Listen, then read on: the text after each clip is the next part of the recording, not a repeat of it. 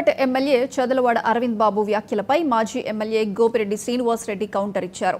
అధికారంలో ఉన్నారు కాబట్టి తమపై కేసులు పెడుతున్నారని ఆరోపించారు. సీఎం చంద్రబాబుని తిట్టిన మాట వాస్తవమేనని, జగన్ను సైకో అని మీరు అనలేదా అని ప్రశ్నించారు. కాసు కుటుంబానికి మాకు మధ్య చిచ్చు పెట్టడానికే తప్పుడు ఆరోపణలు చేస్తున్నారని విమర్శించారు. అరవింద్ బాబుకు అబద్ధాలు చెప్పడం మొదటి నుంచి అలవాటేనన్నారు. దమ్ముంటే అరవింద్ బాబు చేసిన ఆరోపణలో ఒక్కటైనా బహిరంగంగా నిరూపించాలని సవాల్ విసిరారు.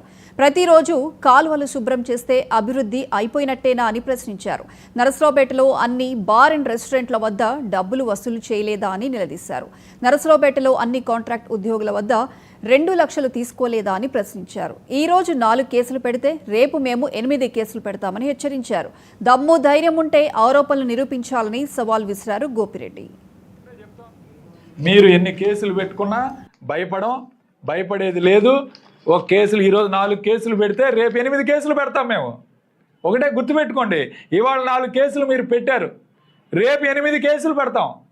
ఇదే గుర్తుపెట్టుకోండి. ఖచ్చితంగా ఎవరు భయపడాల్సిన అవసరం లేదు. వైఎస్ఆర్ కాంగ్రెస్ పార్టీ కార్యకర్తలు మేమేం భయపడేది లేదు. ఇలాంటి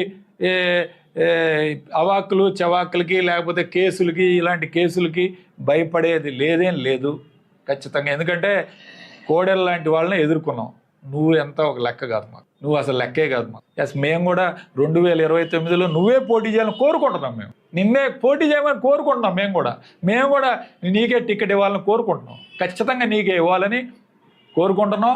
అసలు ఎందుకు 2029 దాకా ఎందుకు ఈ 5 సంవత్సరాలు మళ్ళీ ఇన్ఛార్జిని ఎవరో వేస్తారంటున్నారు తెలుగుదేశం పార్టీ. అది చూసుకోండి ముందు.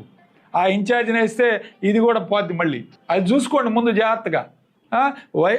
తెలుగుదేశం పార్టీ వాళ్ళ బారుల మీద దాడులు చేపించి బారులు మూసేపించిన వ్యక్తి ఎవరో తెలియదా అందరికీ? కనీసం మీ పార్టీ వాళ్ళని చూడకుండా కూడా మద్యం షాపులు రాలేదు, సిండికేట్లో ఫామ్ కాలేదని వాళ్ళందరినీ ఇబ్బంది పెట్టి వాళ్ళ బార్ అండ్ రెస్టారెంట్లు మూసేపించే కార్యక్రమం కూడా చేశావు నువ్వు మాట్లాడేది.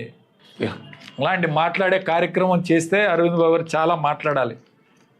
కానీ నేను అలా ఆ రోజు ఎందుకు మాట్లాడానో, మేము విమర్శలు చేసి చంద్రబాబు నాయుడు గారు పథకాలు ఇవ్వలేదు, ప్రజలను మోసం చేస్తున్నాడు అని చెప్పి మాట్లాడాము.